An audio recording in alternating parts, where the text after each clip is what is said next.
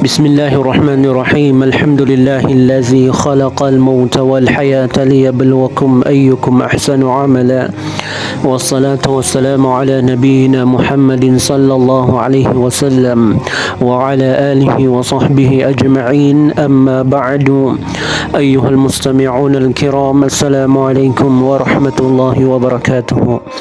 Mga kapatid namin sa pananampalatayang Islam, tandaan natin na ang kamatayan ay isang katotohanang hindi natin matatakasan.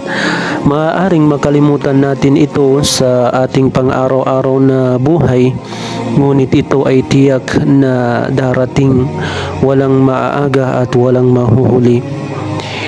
Sinabi ng Allah subhanahu wa ta'ala sa banal na Quran, kullu nafsin dha'iqatul maut.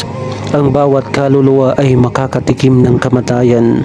Ang aya na ito, mga kapatid namin sa pananampalatayang Islam, ay ipinapaalala sa atin ng aya na ito na walang sino man ang makakatakas sa kamatayan. Mayaman man o mahirap, bata man o matanda.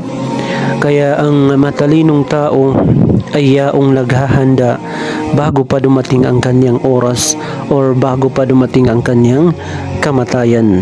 Nabanggit sa hadith ng Propeta Muhammad sallallahu alaihi wasallam sa hadith na rawahu at-Tirmidhi, nabanggit doon, sabi doon, aksiru dhikra hadimil lazzati. Sa malapit nitong kaluhulugan, paramihin ninyo ang pag-alala sa tagawasak ng mga kasiyahan. Ibig sabihin, ang pag-alala sa kamatayan.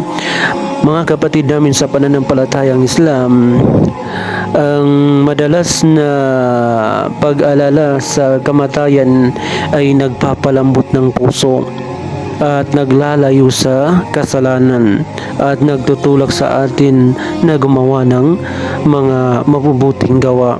Tandaan natin, mga kapatid namin sa pananampalatayang Islam, huwag nating ipagpaliban ang pagsisisi. Maaaring bukas ay wala na tayo dito sa mundo.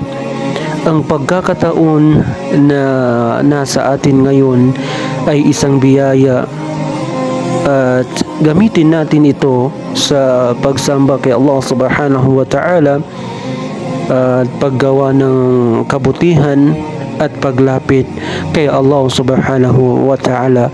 Tandaan natin, mga kapatid namin sa pananampalatayang Islam, ang buhay ay maikli lamang, ngunit ang kabilang buhay ay walang hanggan. Wa sallallahu wa baraka ala nabiyyina Muhammadin wa ala alihi wa sahbihi ajma'in wa akhiru da'wana anil hamdulillahi rabbil alamin. Wassalamu alaikum warahmatullahi wabarakatuh.